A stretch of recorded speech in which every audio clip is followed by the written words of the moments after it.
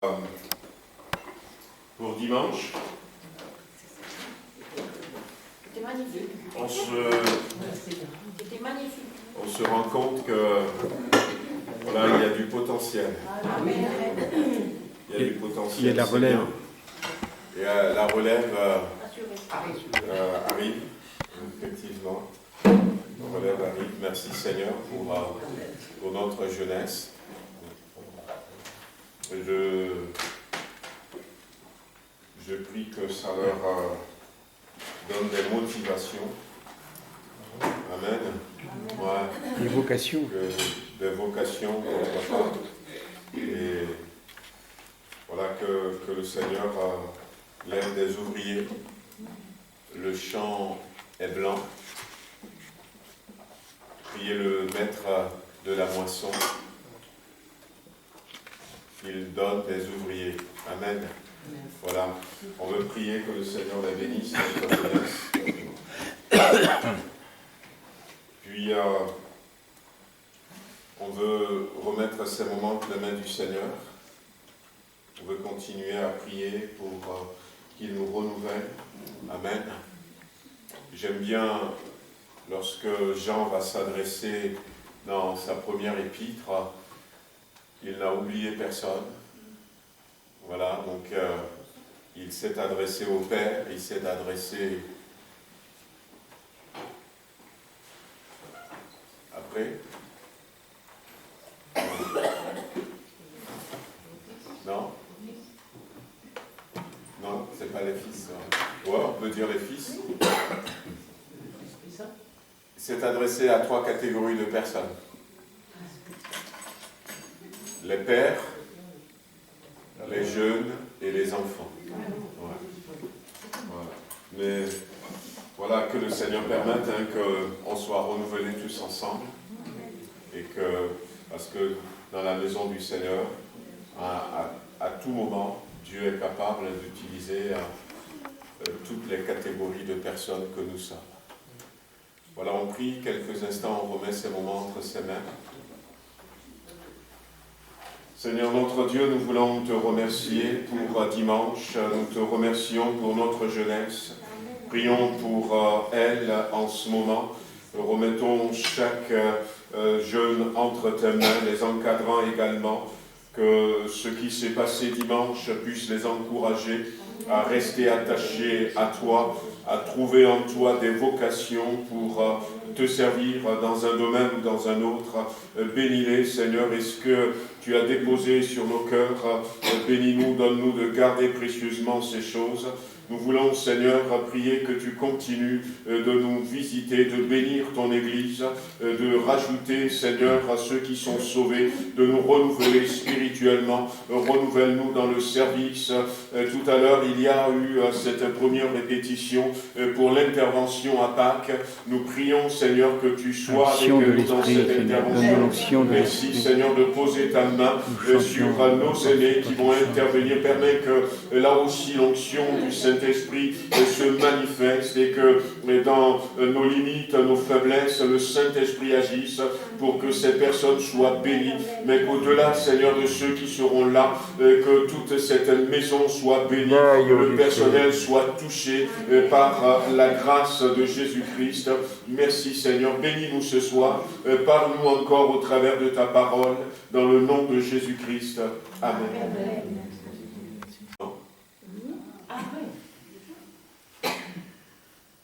Et je ne sais pas comment le programme est fait. On va atterrir au Liban et puis après on va en voiture traverser la frontière pour aller en Syrie, pour aller voir un peu les églises là-bas, ce qu'ils sont en train de faire pour aider les personnes qui ont tout perdu dans ces tremblements de terre.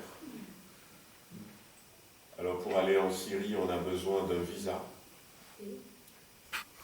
Pour aller au Liban, pour aller en Turquie, on n'a pas besoin de visa. Pour le moment, on n'a pas encore le visa. Ils nous ont dit qu'ils donneront une réponse demain. Bon, de toute manière, on a pris les billets d'avion. Et puis le mardi prochain, Apparemment, la France serait en grève. Oui, d'accord. Voilà. Oui. C'est pas surprenant. Hein? Non. Donc, vous prierez bien pour moi mardi prochain. Oui. Je partirai avec le pasteur Claudio. Voilà. Et notre contact, en fait, le pasteur avec qui on travaille depuis quelques années déjà, hein, avec la Syrie. Il y a un pasteur qui s'appelle Samir Yako, qui est là-bas et qui est notre contact, notre correspondant en Syrie. Et ça fait aussi en plus plusieurs années qu'on n'a pas pu se rendre ni au Liban ni en Syrie, donc lui, ça le réjouit. En Syrie, tu vas où, dans quelle ville? Je vais aller à Alep, à Homs, et puis un peu plus au nord. On va voir s'il a des contacts. On lui a dit s'il a des contacts, comme on peut aller en Turquie sans visa, on pouvait aller traverser quand même la frontière et aller à Antioche. Aller à Antioche, cette ville où les chrétiens, où les disciples furent appelés pour la première fois. Chrétiens, ouais. Et vous revenez quand?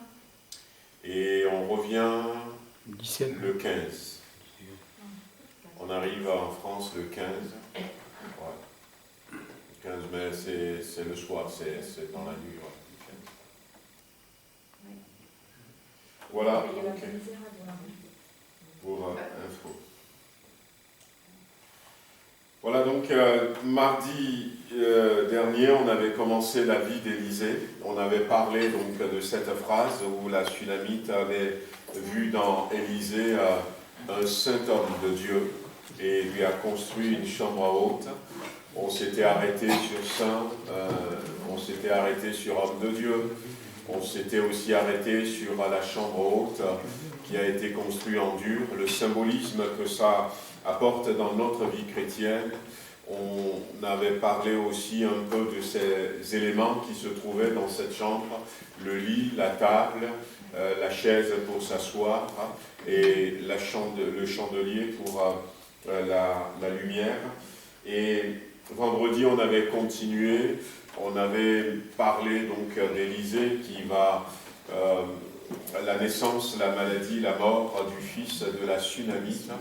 Et on avait vu que cette naissance, la naissance d'un fils, ça peut être symbolique d'un enfant nous est né, un fils nous est donné.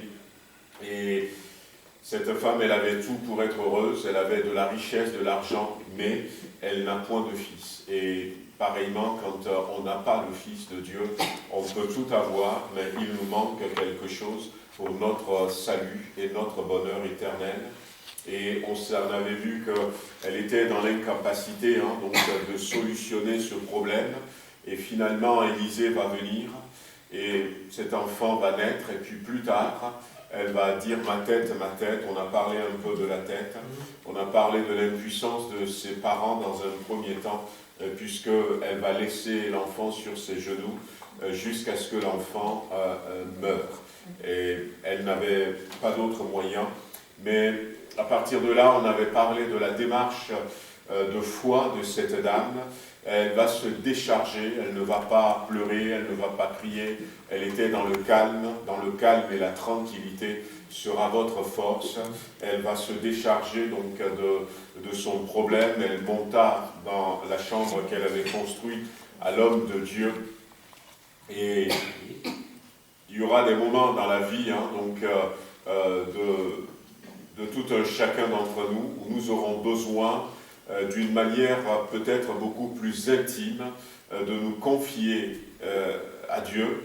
Et c'est pour ça que des temps comme ceux-ci, il faut les mettre à profit pour construire cette relation entre nous et Dieu. Parce que si des moments compliqués, des moments difficiles arrivent, il n'y aurait pas cette chambre haute, elle ne va pas porter l'enfant et la monter, et le monter, le corps de l'enfant dans cette chambre haute.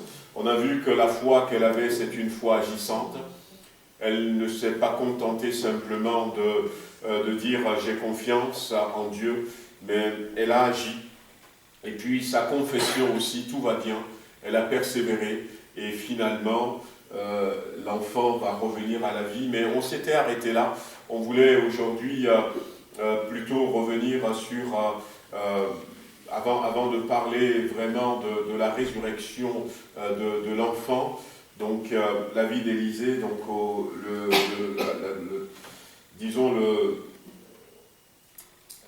le numéro 3, la troisième étape. Voilà, on veut s'arrêter un peu, c'est ce que je disais la dernière fois, sur Géasi et sur Élisée, puisque dans le texte que nous avions lu, elle partit donc, on peut le lire ensemble, elle est partie, 2 Rois chapitre 4,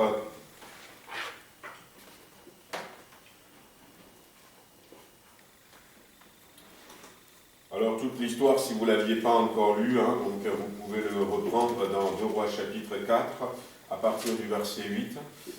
Mais là, on va lire à partir du verset 25.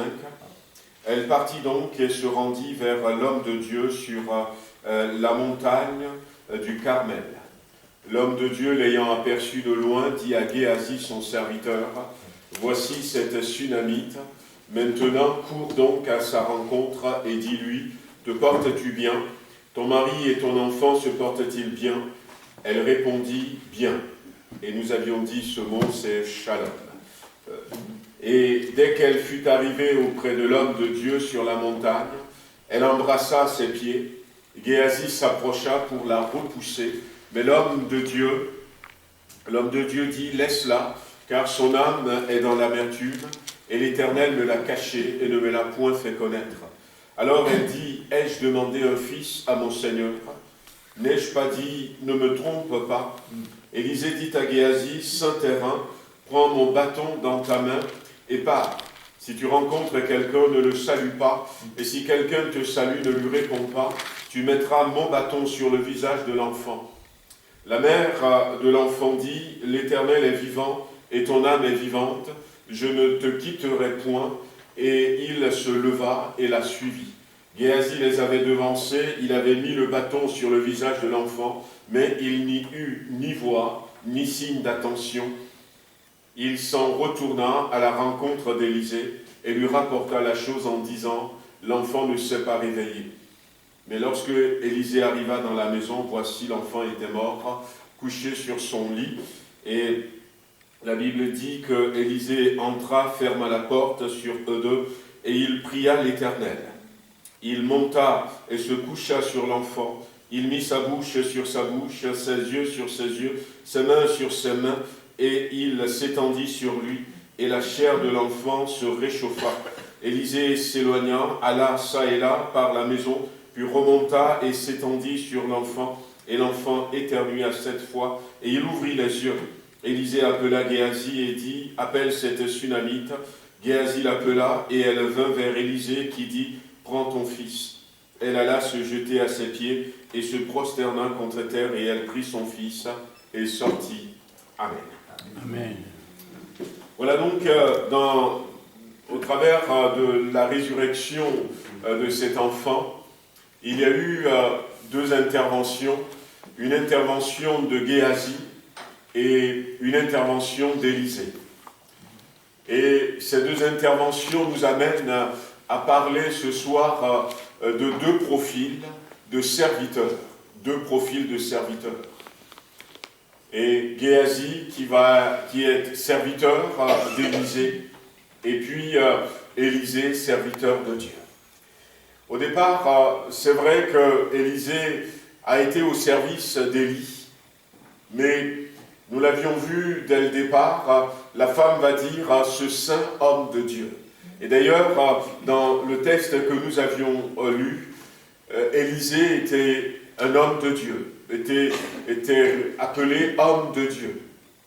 Élisée, même s'il avait commencé comme serviteur d'Élie, il va progresser et il va être appelé serviteur de Dieu. Mais on a l'impression que Géasi, par contre, il était resté au niveau serviteur d'Élisée. Il n'avait pas progressé.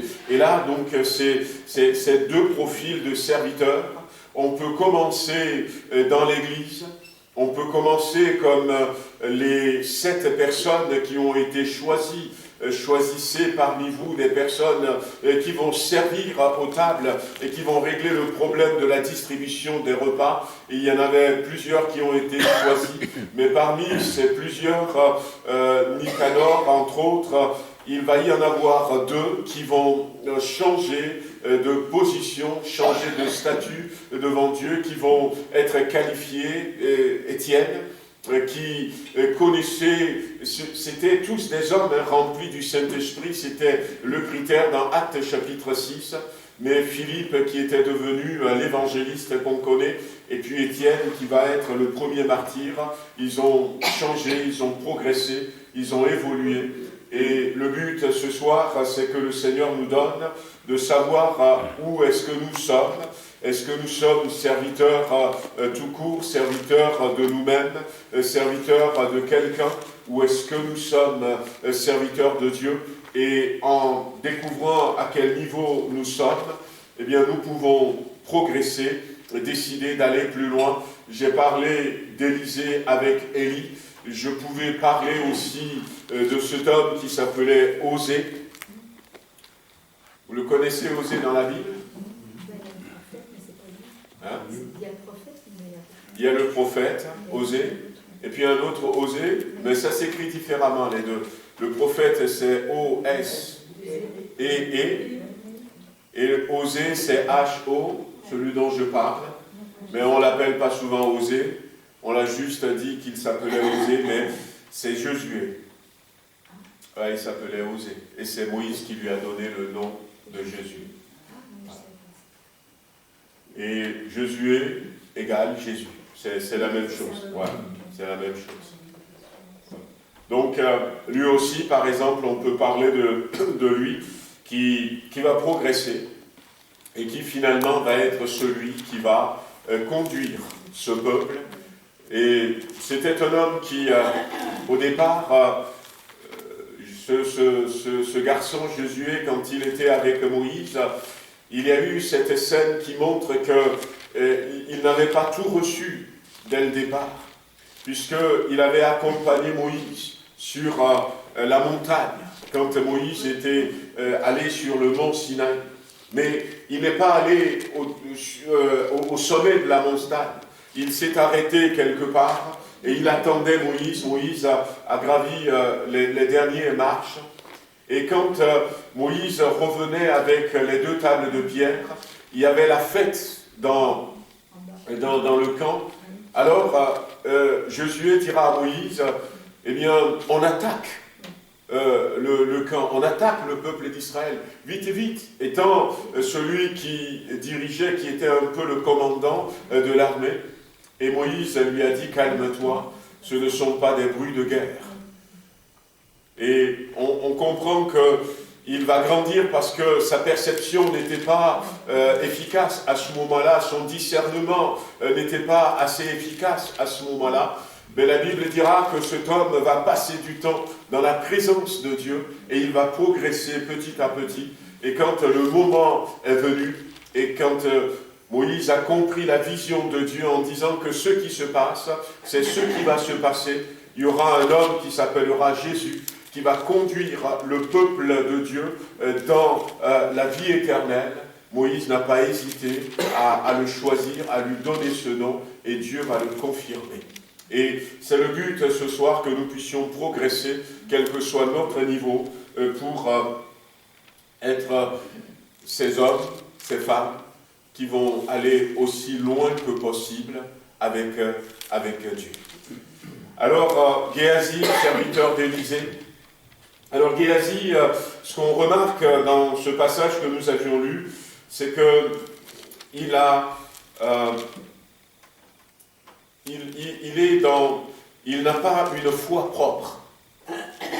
Il a fait preuve de quelqu'un qui n'a pas une foi propre, mais quelqu'un qui va être dans l'imitation de la foi des autres. Et on a réalisé en voyant Géasi dans ce qui nous a été raconté là, étant serviteur d'Élisée, à aucun moment il n'a pas cherché à dire « je veux progresser pour ressembler à mon maître ». Et il est dans l'imitation. Pourquoi? Parce que ça me rappelle l'histoire dans Actes chapitre 19, lorsque l'apôtre Paul était arrivé à Éphèse. La Bible dira que l'apôtre Paul était resté là-bas pendant 2 ans et le Saint-Esprit était là. Et c'était là-bas à Éphèse que Dieu faisait des miracles extraordinaires. C'est comme ça que Louis II a rendu la chose dans Acte 19, verset 11. Dieu faisait des miracles extraordinaires par les mains de Paul, au point qu'on appliquait sur les malades des linges ou des mouchoirs qui avaient touché le corps de Paul, et les malades sont guéris.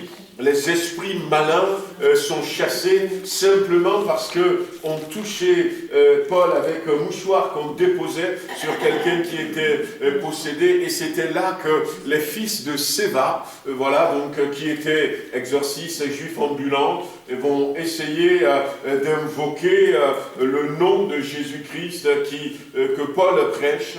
Et c'est là que... ils veulent imiter, ils n'ont pas un fondement de foi solide. Et on arrive là, à ce stade, quand on a un cœur qui ne se laisse pas enseigner, un cœur qui ne se laisse pas toucher par Dieu. On peut avoir un cœur comme ça, comme une terre qui n'a pas été labourée depuis des années, qui est dure. On peut prendre une poignée de blé qu'on va jeter sur la terre, et comme nous dit Jésus dans la parabole, les oiseaux vont passer. Et quand c'est une terre qui a été labourée, qui a été cultivée, il y a des mottes, tout ça, des sillons, on prend une poignée, on jette, même si on ne recouvre pas de terre, vous allez voir que, à un moment donné, ces grains de blé vont commencer à pousser. Et que nous soyons ceux qui se laissent influencer par le Saint-Esprit, ceux qui se laissent influencer par les hommes de Dieu, ceux qui se laissent influencer par des modèles bibliques. Il n'y a aucun mal à dire, ce Moïse que je sers, il est l'ami de Dieu, moi je veux être comme lui. Et Jésus va passer du temps dans la présence de Dieu. Quelque chose qu'on peut remarquer dans le comportement de Géasi, au verset 27, la Bible dit que dès qu'elle fut arrivée auprès de l'homme de Dieu sur la montagne, elle embrassa ses pieds. Et Géasi s'approcha pour la repousser, mais l'homme de Dieu dit « laisse-la ». Et là on voit son manque de discernement, son manque de compassion. Il va vouloir repousser la femme qui est en souffrance. Pourquoi? Parce qu'il n'a pas compris la femme, il n'a pas compris sa détresse. Il n'a pas compris que cette femme est en train de traverser un moment compliqué, un moment difficile. Et ce qui va faire d'Élisée un serviteur de Dieu, c'est aussi son esprit de discernement. Et il a montré à plusieurs reprises. C'était un homme qui sait discerner en quel temps il se trouve. Le discernement est important. Pourquoi? Parce que nous sommes entourés de toute une foule de personnes. On pourrait même dire toute une foule de connaissances. Tout le monde veut nous enseigner, tout le monde veut nous apprendre quelque chose, tout le monde nous dit quelque chose, les médias nous disent des choses, et puis on a des spécialistes dans notre société qui nous disent des choses, nous avons des amis, des parents, et le Saint-Esprit aussi nous parle. Le Saint-Esprit aussi nous parle. C'est le témoignage de cet homme de Dieu qui avait été invité à venir prêcher dans une réunion quelque part, en dehors de là où il habite. Et au moment où il partait avec son chauffeur, eh bien, le Seigneur lui parle. Le Seigneur lui parle, et le Seigneur lui dit « Arrête la voiture ». Entre-temps, juste avant que le Seigneur ne lui parle, le pasteur qui l'avait invité l'a téléphoné. Et il a dit, je suis en route, dans 35 minutes, si ça roule bien, je serai arrivé. Alors l'autre, il a dit, d'accord, on vous attend pour le service. Et juste après, le Saint-Esprit lui dit, arrête la voiture. Au début, il n'a pas trop saisi. Et puis finalement, il continue. Et la voix s'est fait entendre une deuxième fois. Dans son esprit, il n'a pas entendu une voix audible. Il y a eu cette conviction qui était là. Et puis finalement, il a demandé à son chauffeur d'arrêter la voiture. Et quand la voiture était arrêtée, le Seigneur lui dit, tu rentres dans la forêt, il y a une mamie qui est en train de labourer son jardin, elle est fatiguée, allez l'aider. Et il ne comprend pas, il partage avec son chauffeur, et puis ils sont allés, et finalement ils ont trouvé la mamie. Lui, il était en costume, et ils ont pris quelques outils qui étaient là pour aider la mamie pendant un long moment, peut-être plus d'1 heure. Et puis le Seigneur lui parle encore. Et le Seigneur lui dit, laisse aller ton chauffeur au rendez-vous. Et plus tard, toi, tu prendras un taxi pour le rejoindre, quand je te le dirai. Mais Seigneur, c'est un programme, je dois prêcher. On m'attend, on a déjà fait... Et puis finalement, il laisse partir son chauffeur. Et quand il a laissé partir son chauffeur, quelque temps après, le Seigneur lui dit, écoute, maintenant tu peux aller prendre un taxi et rejoindre ton chauffeur. Et il a été arrivé là-bas. Il n'y avait personne qui l'attendait. Il n'y avait pas de programme du tout. Le chauffeur était en larmes. C'était un coup monté pour l'assassiner en route. Il a rappelé le numéro du soi-disant pasteur qu'il a invité. Personne n'a répondu. Et le chauffeur a raconté comment est-ce qu'il a été arrêté avec des personnes armées. Ils l'ont cherché partout. Ils ont sa photo. Nous sommes dans un moment, ça c'est vrai que c'est extrême. C'est extrême. Mais nous sommes dans un moment où l'ennemi cherche à tout prix à nous communiquer ses plans, ses projets, et on a besoin de discernement. On a besoin d'agir avec l'aide du Saint-Esprit. L'aide du Saint-Esprit. Et puis, le prophète lui donne son bâton. Géasi était parti. Et il a posé le bâton sur l'enfant, rien ne s'est passé. Et là, on peut rejoindre un peu ce que j'avais dit tout à l'heure, dans Actes chapitre 19. Il y avait donc ce témoignage où les gens venaient avec un bout de mouchoir, ça peut être même des bouts de tissu déchirés, tout ce qu'ils trouvaient, et puis ils touchaient Paul, ils vont aller poser, et des miracles se produisaient. À un autre endroit, c'était l'ombre de Pierre qui guérissait les malades.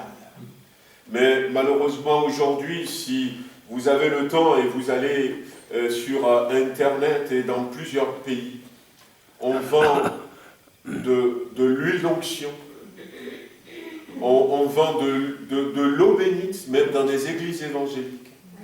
Et on vend aussi des mouchoirs pour que les gens soient guéris. Tout ça, ça se reproduit aujourd'hui.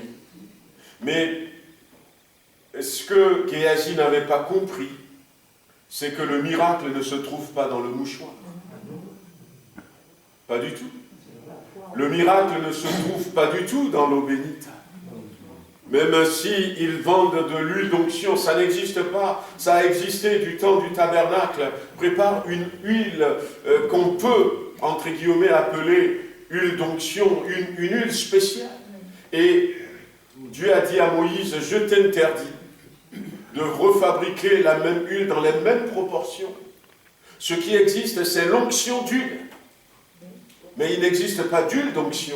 Il n'existe pas une huile spéciale d'onction. On vous a raconté le témoignage de ce garçon en Inde qui a été mordu par un cobra, un naja, ces serpents assez dangereux, et qui appelle son pasteur en dit, je suis mort. Voilà ce qui est arrivé. Le pasteur dit, si tu as de l'huile, eh bien, fais-toi une onction d'huile et je vais prier pour toi. Et il y avait un mécanicien devant sa maison et il part, il prend l'huile de vidange, il le vide sur sa tête. Ça y est, pasteur, tu peux prier pour moi. Il était dans l'excitation, le pasteur a prié et le Seigneur a opéré un miracle.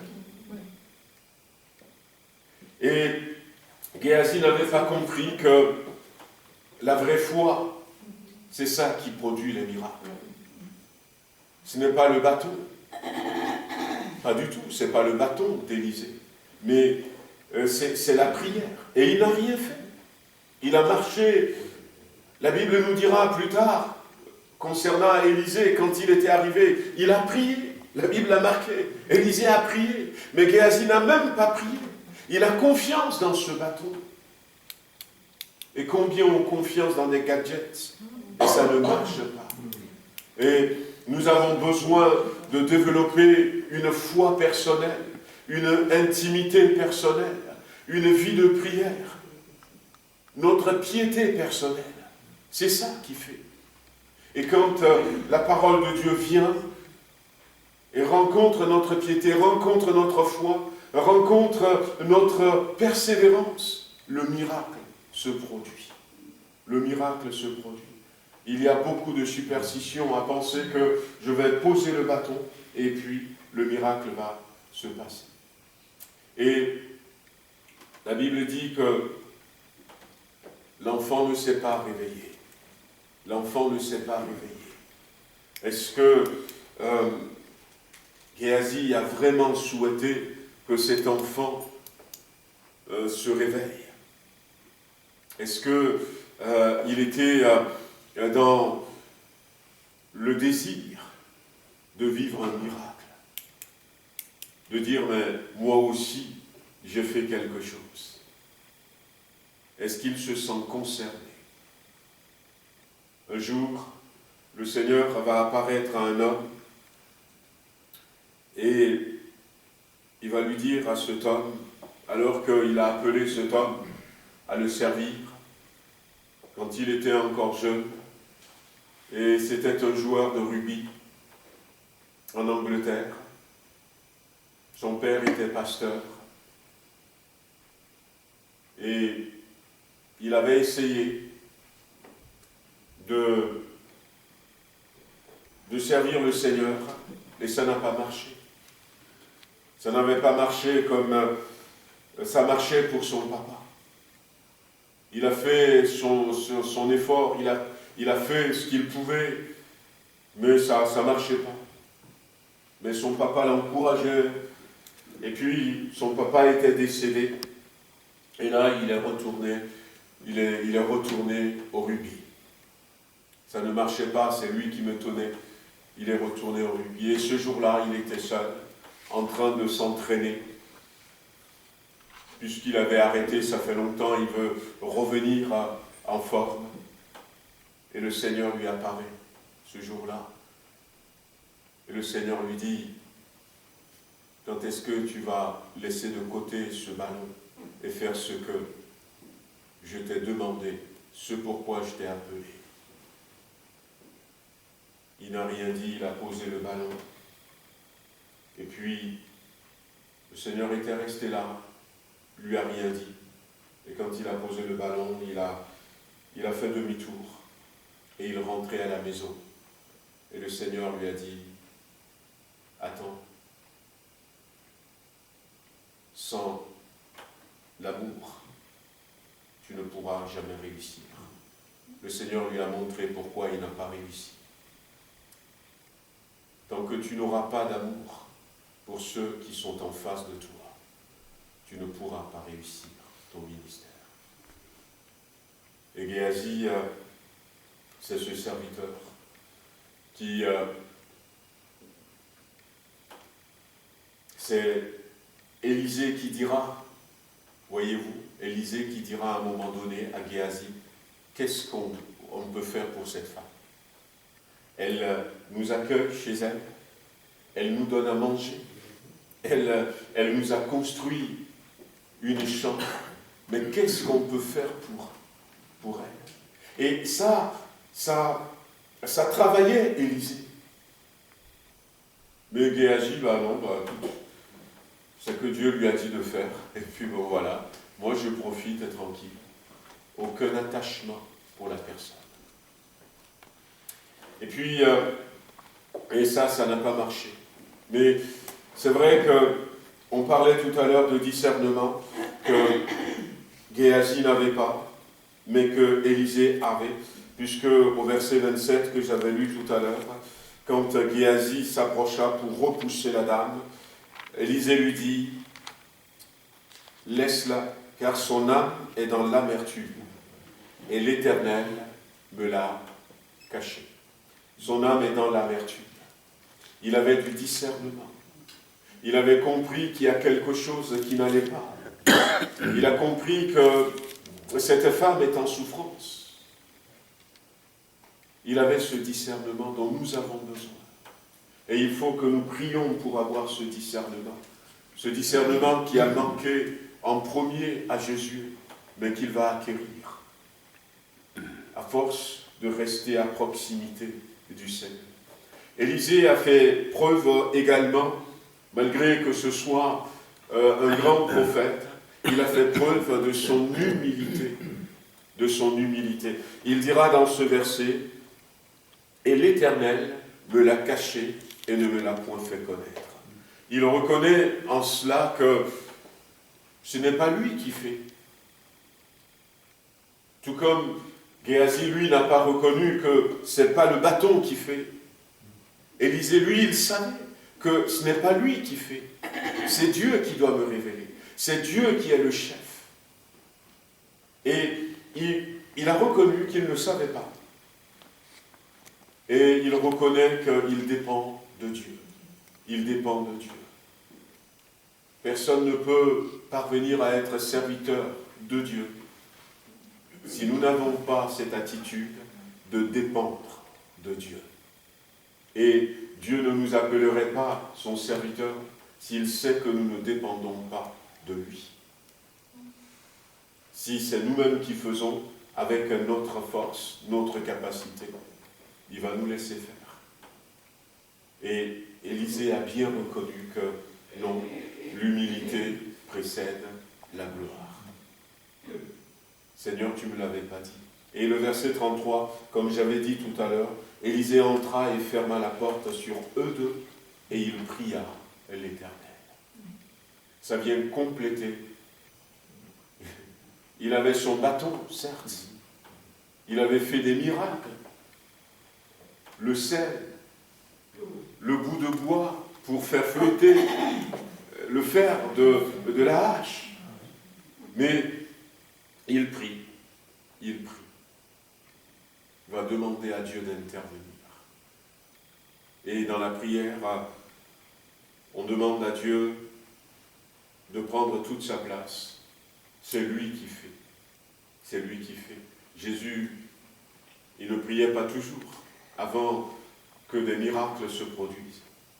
Mais il prenait du temps pour prier. Il prenait du temps pour prier. Sa prière, elle est différente peut-être de la mienne, de la vôtre. Père, je te loue de ce que tu as caché, ces choses, aux petits-enfants, aux sages. Aux sages. Vous connaissez. Et tu les as révélés aux petits-enfants. Et puis il s'est arrêté là. Il s'est arrêté là, avant d'agir. Et puis, Élisée a fait quelque chose d'assez étonnant. Sa bouche sur sa bouche, sa main sur sa main, ses yeux sur ses yeux. Il s'étend sur lui. Et il y a vraiment un contact de près. Un contact de près. Et là, ce qui est mis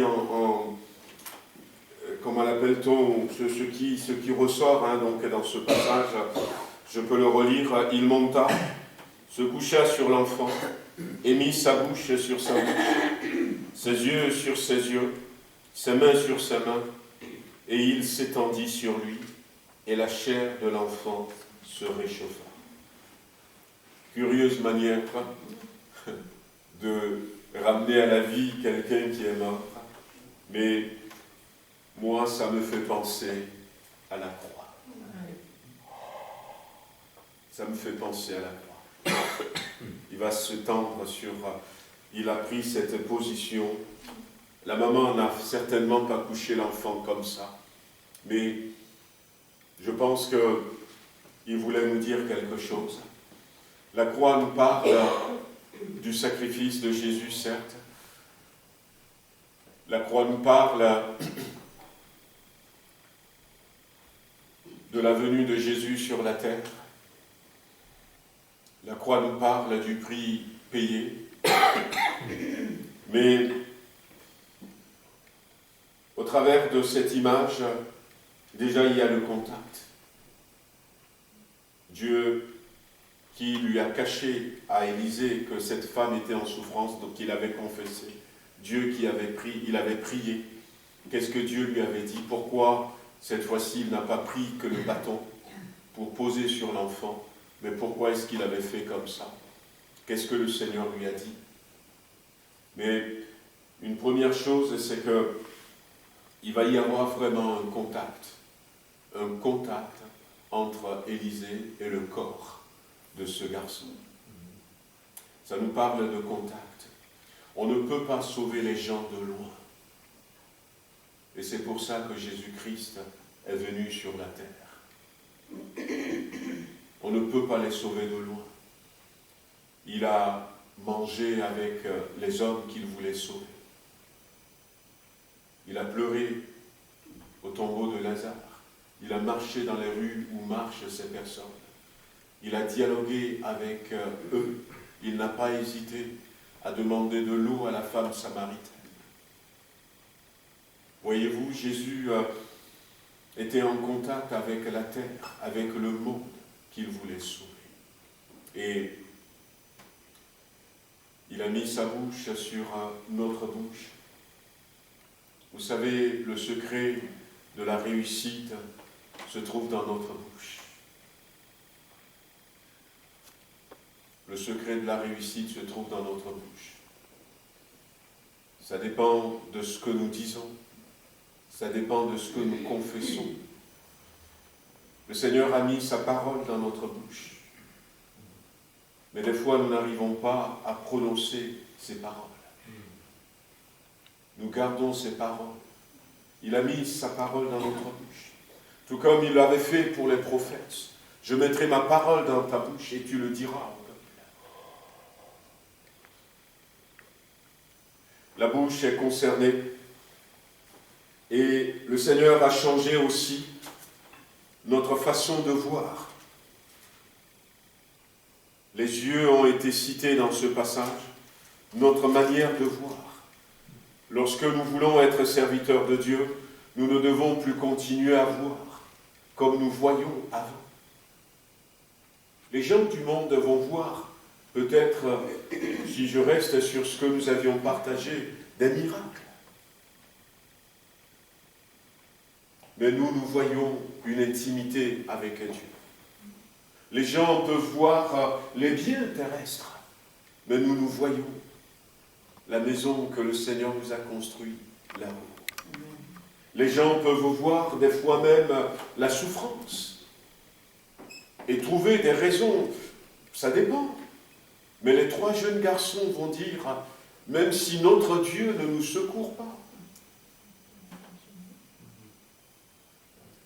on ne se mettra pas à genoux devant une statue d'or. Le regard est différent. Le serviteur de Dieu voit au-delà du physique, voit au-delà du naturel. Et c'est ça, Élisée. Élisée qui a vu les chars de feu, on en avait parlé la dernière fois, que Géasi, lui, ne voyait pas. Mais lui, il a vu. Il a vu. Il est visible. Élisée qui a vu, par exemple, quand le roi d'Israël a décidé de l'assassiner. Il était assis avec quelques anciens et il va leur dire, voici ce fils. Je ne veux pas dire le nom qu'il avait dit. A envoyé quelqu'un pour m'assassiner. Quand il va venir, ne lui ouvrez pas la porte. Élisée qui a vu et qui va dire à ce roi, à ce moment-là, demain, à cette heure-ci, il y aura de la nourriture en abondance. Il a vu. La Bible dit que Moïse a vu au loin la souffrance de Jésus-Christ. Alors qu'il était rejeté par les siens et qu'il était dans ce moment, il était tiraillé entre sa nature, sa manière de faire. Eh bien, tout à coup, Dieu visite Moïse. Dieu lui ouvre les yeux. Et qu'est-ce qu'il voit? Il voit la croix. Il voit la souffrance de Jésus-Christ. Il voit au loin cela. Et puis, tout à coup, ce qu'il avait vu, ça a bouleversé sa vie. Et ce qu'il avait vu, ce n'était même pas de l'or, ce n'est pas des diamants, ce n'est pas des pierres précieuses, pas du tout. Mais il estima que partager la destinée du Christ vaut mieux que tous les trésors de l'Égypte. Ses yeux voyaient différemment. Ses yeux voyaient différemment. J'étais parti dans cette église ce jour-là, et puis, je n'avais pas grand-chose dans ma poche.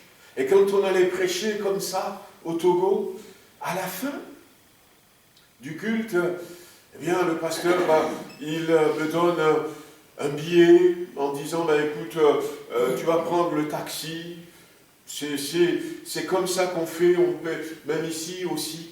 Et puis ce jour-là, je n'avais rien dans ma poche. Et c'était la célébration de l'anniversaire de cette église. Et je m'attendais à ce que le pasteur me donne quelque chose d'assez conséquent. Mais j'avais vu quelque chose. J'avais vu quelque chose ce jour-là.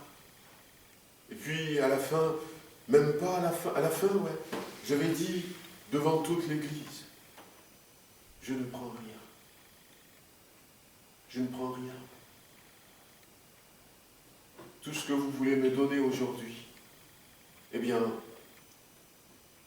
je vous le redonne comme offrande pour participer au projet de votre Église.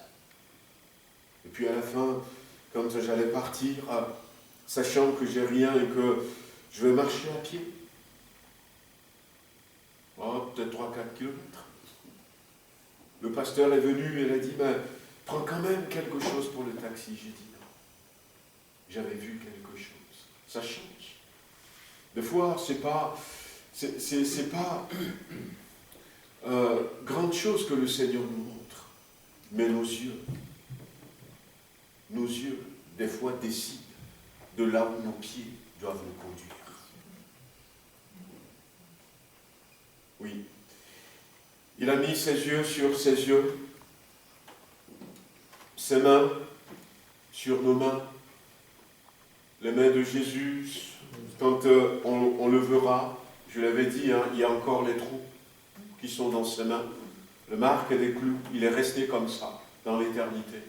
Je crois qu'il restera comme ça.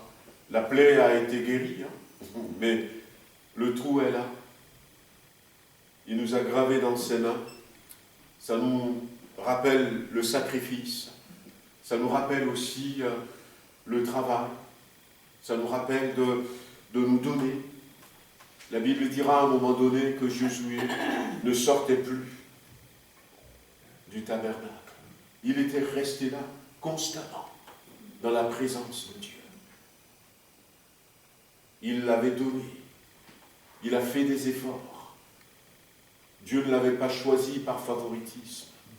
Ça ne veut pas dire qu'il n'est plus jamais sorti. Mais il était devenu cet homme extraordinaire. Et au travers de ce contact, nous retrouvons la vie. Il mit ses mains sur ses mains, il s'étendit sur lui, et la chair de l'enfant se réchauffa. Et la chair se réchauffa, la chair reprit vie, on peut dire, mais dans la réalité, ce qui reprend vie, c'est ce qui est à l'intérieur de nous. La vie revient, mais la vie rentre à l'intérieur de cet enfant. Et là où le Seigneur désire apporter la vie, ce n'est pas simplement à l'extérieur, mais c'est à l'intérieur. La vie de Dieu qui rentre en nous. Notre âme qui rentre en contact avec le Dieu 3 fois saint. Et la Bible dit que Élisée a fait cela, non qu'une seule fois. Il allait ça et là, et puis il retournait. Élie a prié à 7 reprises pour que la pluie revienne. Élisée, c'était à peu près pareil. On n'a pas donné le nombre, mais il a fait ça pendant un temps. Rien ne s'est passé. Après, il s'est levé, il est parti à gauche, à droite. Combien de temps tout ça a duré? La Bible ne donne pas la durée pour Élie ni pour Élisée, même pour Josué. La Bible ne donne pas des fois la durée, parce que la Bible ne dit pas « fais-le ». Et même quand Jésus dira à Pierre « fais-le 7 fois 77 fois », eh bien c'est un homme qu'on ne peut pas calculer dans une journée. Ce que Dieu veut, c'est que nous ayons cet esprit de persévérance. Cet esprit de persévérance. Pour Daniel, ça a duré 21 jours. Et l'ange lui a dit dès le premier jour, tu as été entendu, on m'a envoyé, mais Dieu voulait voir jusqu'où tu vas aller.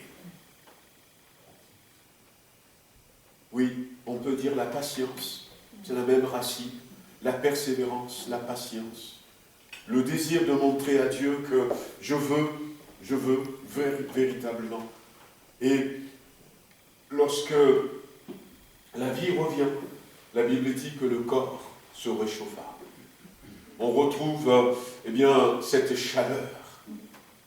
Cette chaleur. Ah, mon frère. Ah, ma soeur.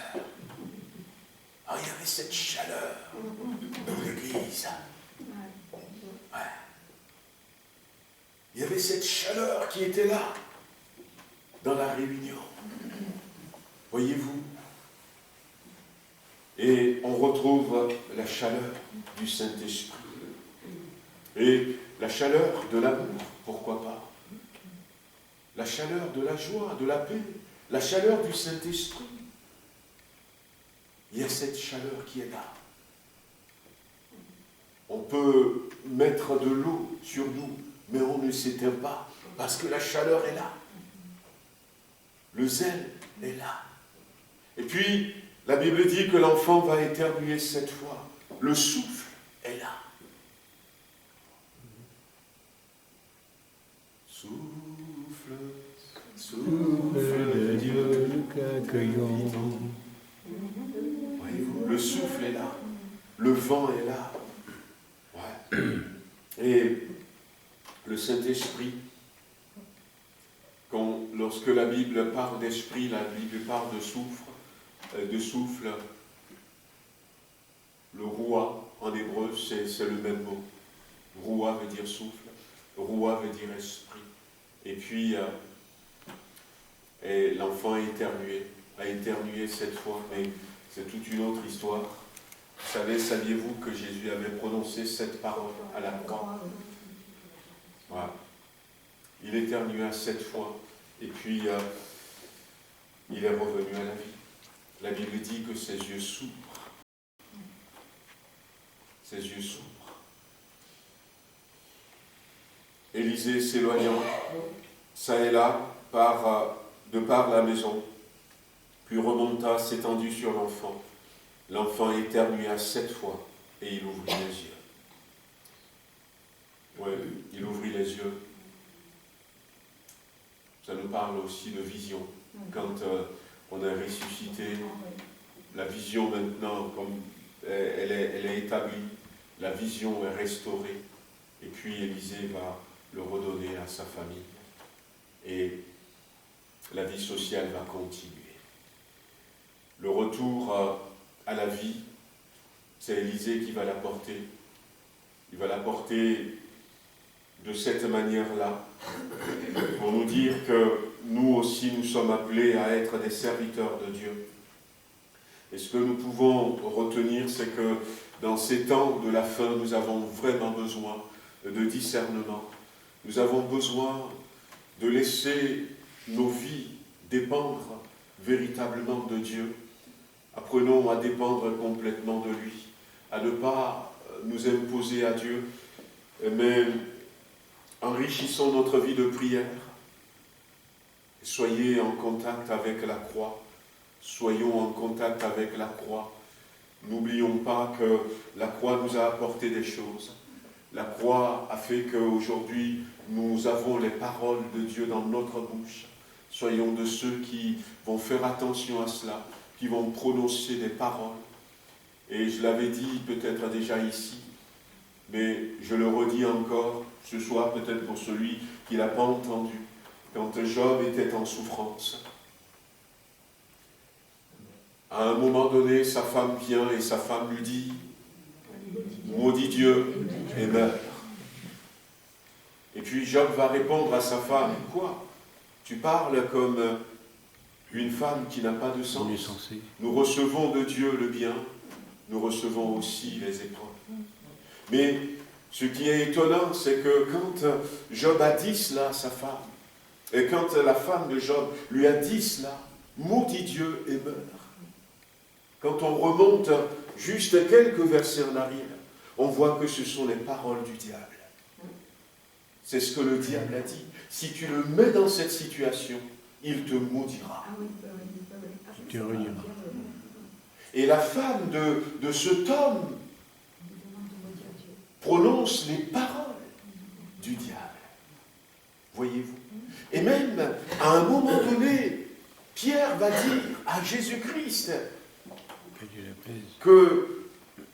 qu'à Dieu ne plaise, cela ne t'arrivera pas. Tu n'iras pas à la croix. Et Jésus va se retourner vers lui et va lui dire « Arrière de moi, Satan. Pourquoi je vous raconte ça? Des fois, faisons attention, les paroles que nous prononçons, la source peut ne pas être divine. » Cette femme savait-elle à ce moment-là que les paroles qu'elle était en train de prononcer, ce sont les paroles du diable? Mais nous avons les paroles de Dieu. Nous avons les paroles de Dieu. Dieu nous parle dans sa parole. Dieu a mis ses paroles dans notre bouche. Il est mis à notre portée. Quand quelque chose arrive, on a tellement de répliques dans la Bible que nous pouvons apporter. Que le Seigneur nous aide à mettre ces choses en pratique pour ressembler plutôt à Élisée qu'à Géasi. Seigneur notre Dieu, nous te remercions encore ce soir. Tu as mis ta parole dans nos bouches. Tu veux, Seigneur, que nous voyions différemment, comme voit le reste. Il y a certains qui voient que leur intérêt, mais nous voulons voir ta gloire. Nous voulons voir ta présence, Seigneur. Nous voulons voir le ciel. Nous voulons, Seigneur, regarder l'espérance que tu as placée dans nos vies. Nous voulons voir ces choses.